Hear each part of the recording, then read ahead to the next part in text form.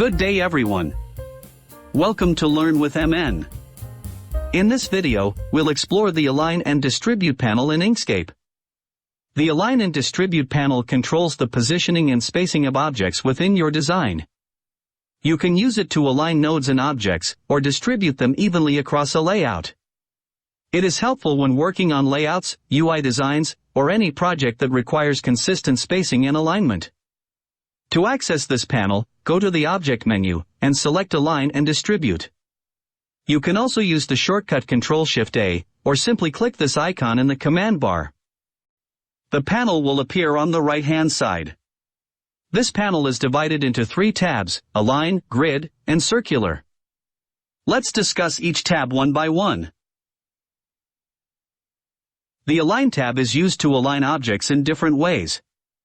There are several alignment options here, but before we go into those, let's first understand the relative to dropdown. This dropdown tells Inkscape what reference point to use when aligning and distributing the selected objects.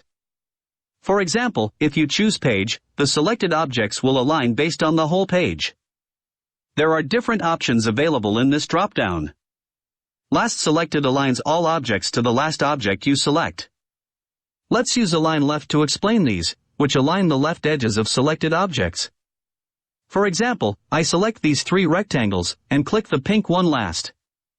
Now, if I click Align Left, then all the rectangles will align their left edges to the pink rectangle, like this. First selected aligns everything to the first object you select.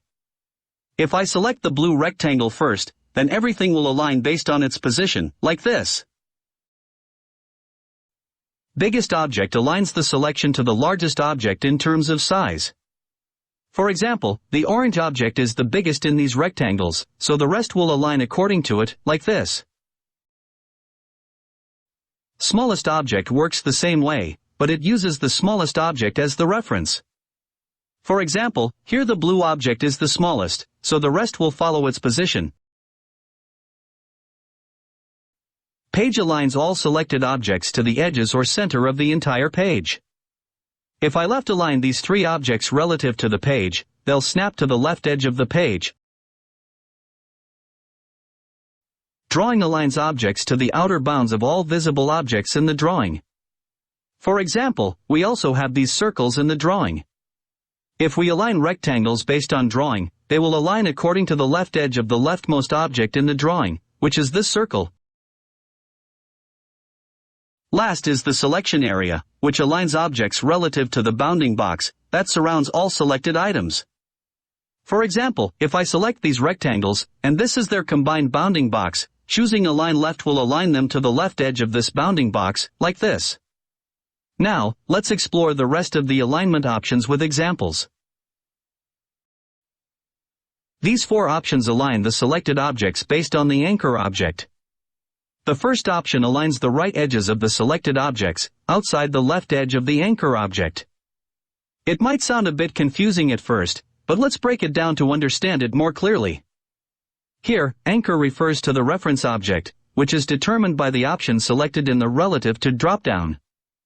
For example, if selection area is selected, it means the entire bounding box of the selection becomes the reference point, or in this case, the anchor.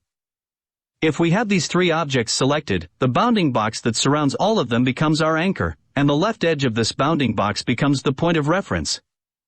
Now it makes sense, the right edges of the selected objects will be aligned just outside the left edge of this anchor object, which is this side. So, if I select these objects and click this option, it will align the right edges of the selected objects outside the left edge of the bounding box, like this. Now, if I change the relative to option to page, this means the entire page becomes the anchor. In this case, the objects will be aligned based on the page boundaries. So, when I apply the same option, it will align the right edges of the selected objects outside the left edge of the page. Similarly are the other 3 options. This will align the left edges of the selected objects outside the right edge of the anchor object, like this. This will align the bottom edges of the selected objects outside the top edge of the anchor object, like this. And this will align the top edges of the selected objects outside the bottom edge of the anchor object, like this. The next 6 options are the most commonly used for aligning objects. The first row contains horizontal alignment options, and the second row contains vertical alignment options. The first option, which we used as a reference in the previous section, aligns the left edges of the selected objects, like this. The next option aligns the objects vertically by aligning their vertical centers. The third option aligns the right edges of the selected objects. In the second row, the first option aligns the top edges of the selected objects, like this. The next option aligns the objects horizontally by aligning their horizontal centers. The last option in this row aligns the bottom edges of the selected objects, like this. In Inkscape, every text object has an anchor point, which is the point where the text is attached to the canvas. For example, if I select this text object, you'll see a small square. This is the anchor point. This anchor point tells us 2 things. First, it indicates the text alignment of the object, whether it's left-aligned, center-aligned, or right-aligned. In this case, the anchor is on the left side, which means the text is left-aligned. Second, this anchor shows the position of the baseline. The baseline is the invisible line on which the letters sit.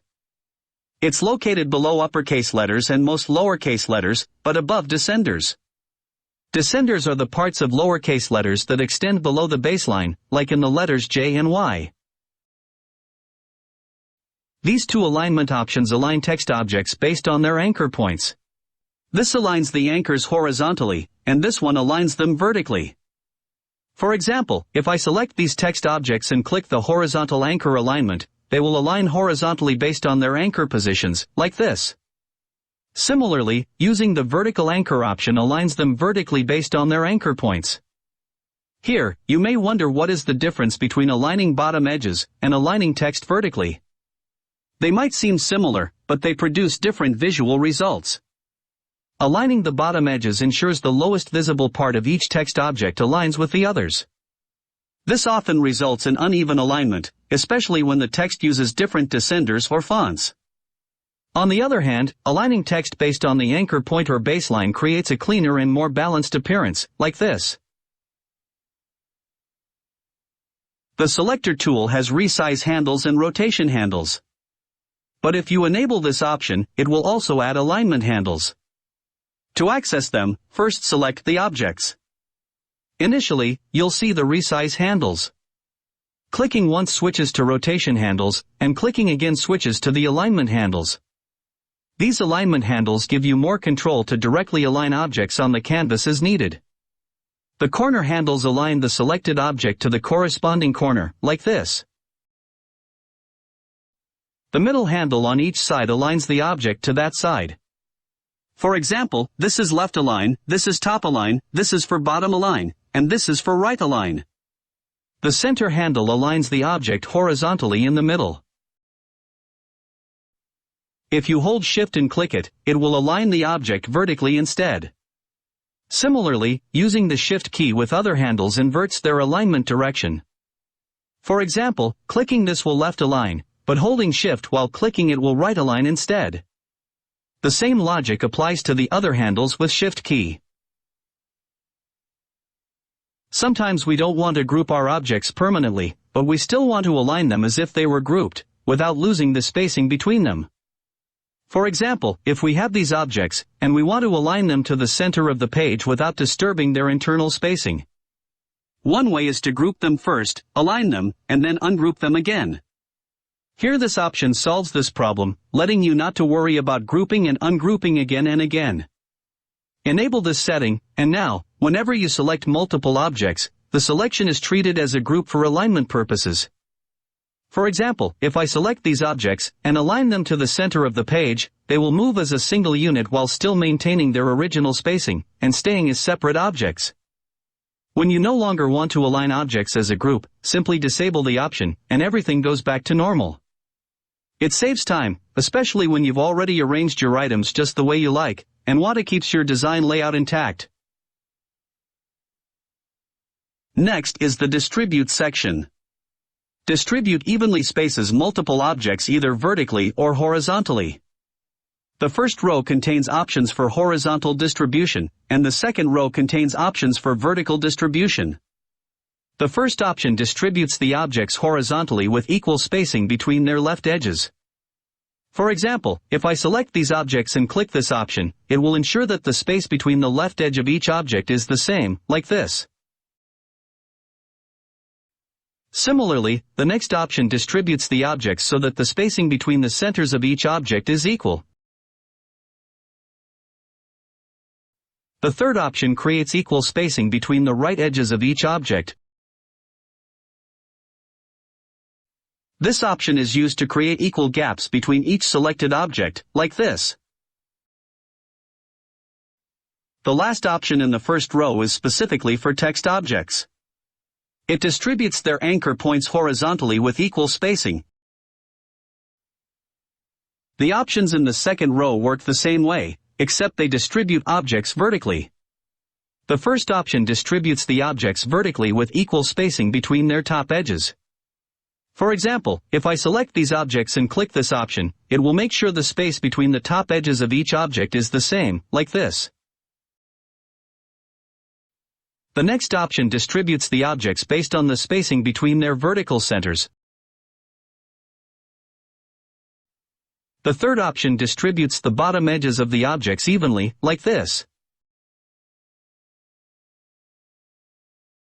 This option is used to create equal vertical gaps between each selected object. And the last option distributes the text anchors vertically with equal spacing, like this. The next section is Rearrange. This section provides different options to arrange objects in various ways. The first option is designed for network diagrams created using the connector tool. Clicking this option automatically arranges the items in the diagram neatly, and gives it a well-organized shape without the need to manually move each part, like this. The next option swaps the positions of selected objects based on the order in which they are selected. For example, if we have two objects, X and Y, and we select X first, and then Y, then clicking this option will swap their positions, like this. When multiple objects are selected, the position swap follows the selection order. A simple way to understand this is that each object moves to the position of the one selected just before it, and the first object you select moves to the position of the last one. This creates a backward circular shift in positions. So, if I select three objects in the order X, Y, and Z, then after applying this option, X will move to Z's position, Z will move to Y's, and Y will go to X's, like this. An easy way to remember this is that first takes last place, others shift backward. The next option exchanges the positions of selected objects based on their stacking order. This is similar to the exchange by selection order feature, but instead of using the order of selection, it uses the order of objects in the layer stack. So, even if you select the objects randomly or all at once, the position swap will follow their stacking order. When you select multiple objects and apply this option, each object moves to the position of the one above it in the stack, and the topmost object moves to the position of the bottom one. However, it's important to note that this does not change the stacking order of the objects in the layer. They only swap their positions on the canvas based on the stacking order. For example, if I have three squares, blue at the bottom, yellow in the middle, and green on top, and I apply this option, their positions on the canvas will rotate. Green will move to yellow's position, yellow to blue's, and blue to green's. But the stacking order remains unchanged. Green is still on top, yellow is in the middle, and blue stays at the bottom.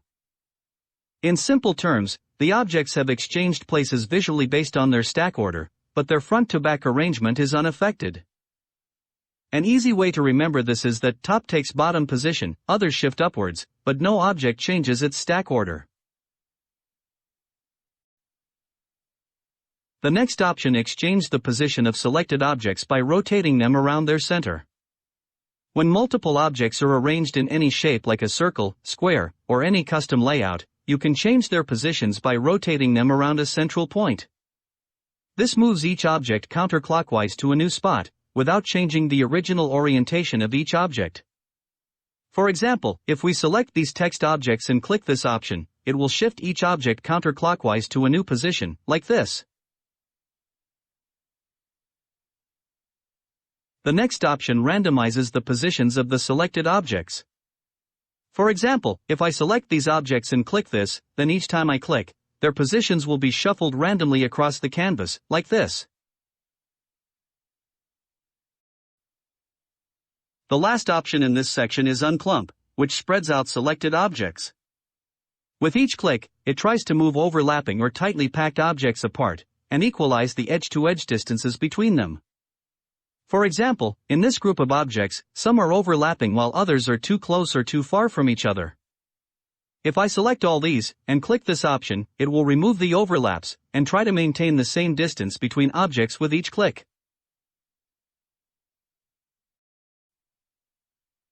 This section is used to remove overlapping objects, and to define a custom gap between them. The H field allows you to set a minimum horizontal gap, and the V field sets the minimum vertical gap in pixels. This option moves the selected objects in such a way that their bounding boxes no longer overlap. For example, if we keep both gap values to 0, and select these overlapping objects, then clicking this option will reposition them so that their bounding boxes no longer overlap, and they have 0 gaps between them, like this. If we change both the horizontal and vertical gaps to 40 pixels, it will create a minimum 40 pixel gap between each object both horizontally and vertically, like this. You can also combine this option with random exchange or unclump to experiment and get different results as per requirement.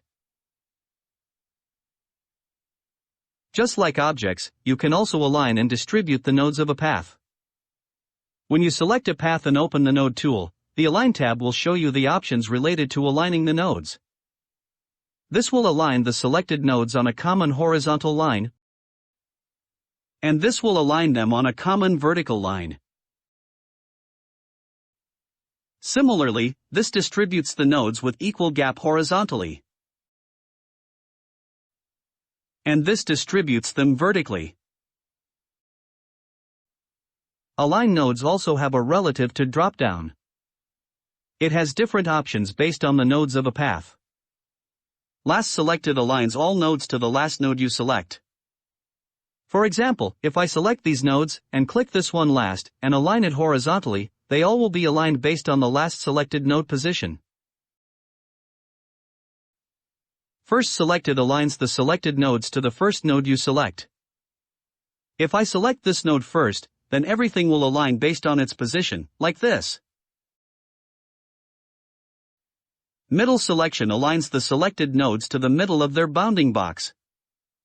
To understand this, enable this option to see the transform handles for the selected nodes. For example, if I select these nodes, then this is their bounding box. Now, if I align them horizontally, then they will be aligned horizontally in the center of this bounding box. Similarly, if I align them vertically, then they will be aligned vertically in the center of this bounding box. Min value aligns the selected nodes to the node with minimum coordinate value. If you are aligning horizontally, then it will look the y coordinate value, and if aligning vertically, then it will look the x coordinate value. For example, if I select these nodes, this node has the minimum y coordinate value, so all other will align horizontally based on its position, like this. Similarly, if I select these nodes, then this node has the minimum x coordinate value, so all other will align vertically based on its position. Max value is similar to min value with only difference that it takes the maximum coordinates value of the selected nodes. The next tab is Grid. This tab allows you to arrange selected objects in the form of a grid. When you have a lot of objects, and you want to arrange them into rows and columns in a neat, organized layout, this tab is very helpful. Let's say I have these 12 color swatches, and I want to arrange them in 3 rows and 4 columns. Instead of arranging them manually, we'll use these options. First, select all the objects you want to arrange. Here, we'll set the number of rows to 3. As we set the rows, the columns value will be automatically adjusted based on the number of objects selected. When I click the Arrange button, you can see all the selected objects are arranged in a 3x4 grid layout. There are some more options that give you greater control. By default, Fit into Selection box is selected. This means that when you arrange objects into a grid, they will be arranged inside the bounding box of your selection. With this, the spacing between each row and column is calculated automatically based on the size of the selection box.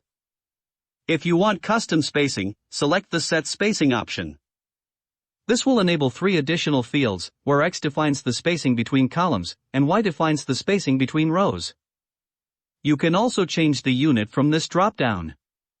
For example, if I want 60 pixels space between columns, and 30 pixels between rows, I'll type 60 in X, and 30 in Y, make sure the unit is set to pixels, and then click Arrange. As you can see, our color swatches are now arranged with the custom spacing we defined.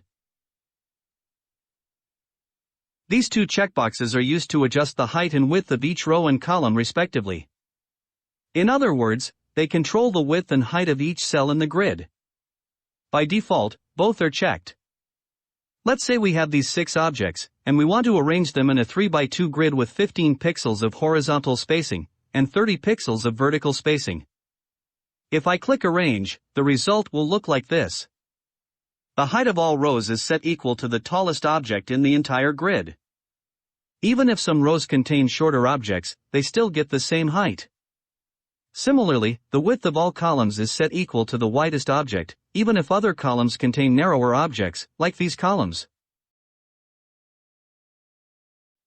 On the other hand, if I uncheck both checkboxes, and then click Arrange for the same objects, the result will be different. After excluding the gaps we defined, you'll notice that the height of each row, and the width of each column are no longer uniform. Instead, each row takes the height of the tallest object in that row. For example, in this row, this is the tallest object, so the row height matches that. Similarly, each column takes the width of the widest object in it, like this column has this width, and the next one has that width. The alignment section defines how objects are aligned within each grid cell. For example, if the middle center is selected, the result will look like this. As you can see, each object is centered both vertically and horizontally within its cell. If I select this point here, it will center align the rows but left align the columns, like this. Similarly, if I select this point, it will bottom align the rows and center align the columns, like this. The third and last tab is Circular. This tab allows you to arrange objects around a circular path. Let's say I want to arrange these 60 lines on this circle to represent the seconds on a clock. The anchor point defines which point of each object will be used to align it on the circular path. Arrange on determines whether the circular path was selected first, last, or is custom created using parameters. If I choose the object's bounding box as the anchor, with the middle point selected, and for Arrange on, I choose last selected circle, meaning I'll select the circle last, and then click Arrange, the result will look like this. All 60 objects are arranged perfectly around the selected circle. You can also use any ellipse or arc to arrange the objects. Since we selected the middle point as the anchor, so all objects are aligned by their center along the circle. If I select the bottom center point, and click Arrange, they will be aligned by their bottom center point. And if I select the top center point, they will be arranged like this. This option lets you choose any point from the object's bounding box. You can also use the object's rotation center as the anchor. This is useful when an object has a specific rotation center. For example, these star objects have a custom rotation center, which is neither the geometric center nor any bounding box point. So, in this case, we select the objects as rotation center option. Select the stars, then the circle, since we're using last selected, and click Arrange. As you can see, the result is different from that of using bounding box points. It's not exactly centered, nor strictly inside or outside the circle. The Rotate Objects option, when checked, rotates the objects along the path. But in some cases, we don't want rotation. For example, if I arrange these numbers along the circle, they will be rotated like this. To prevent this, simply uncheck the Rotate Objects option and arrange them again. Now they are arranged in their exact orientation. Arrange On has 3 options. Choose First Selected when you select the circular path first before selecting other objects. Choose Last Selected when you select the circular path last. The third option, Parameterized, is different from these two. In the first two, you need to draw a path on the canvas, while the Parameterized option allows you to arrange objects on an imaginary circular path using custom parameters, without the need to draw anything on the canvas. When you select it, it gives you few parameters to define your circular path. This option is ideal for creating mandalas, clocks, and decorative patterns where precise object arrangement on a circular path with consistent spacing is required. Center X and Y define the position of the circular path's center. The first field X represents the horizontal coordinates, and the second field Y represents the vertical coordinates. Radius X and Y define the horizontal and vertical radii of the circular path. This is for horizontal radius, and this is for vertical radius. You can also change their units from these drop-down menus. The third option is Angle, which lets you define the start angle and step angle for object arrangement. This option may seem confusing at first, but if you follow along, it becomes simple. The first field is the start angle where the first object will be placed.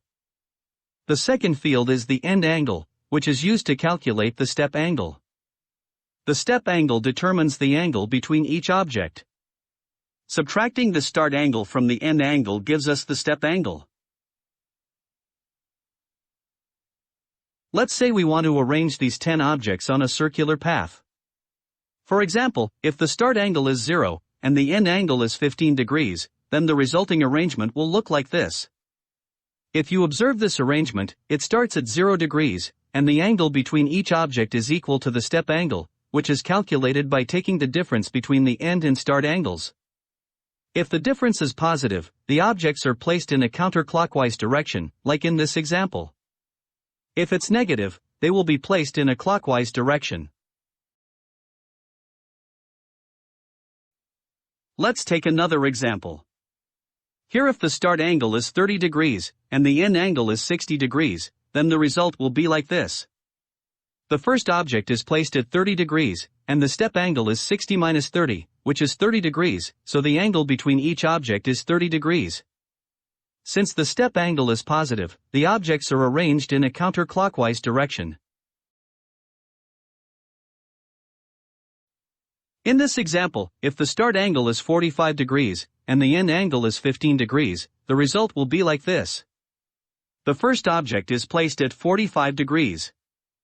Now for the step angle, the difference is minus 30 degrees, so the objects are placed in a clockwise direction, with 30 degrees between each one. So far, we've known the step angle based on the start and end angles.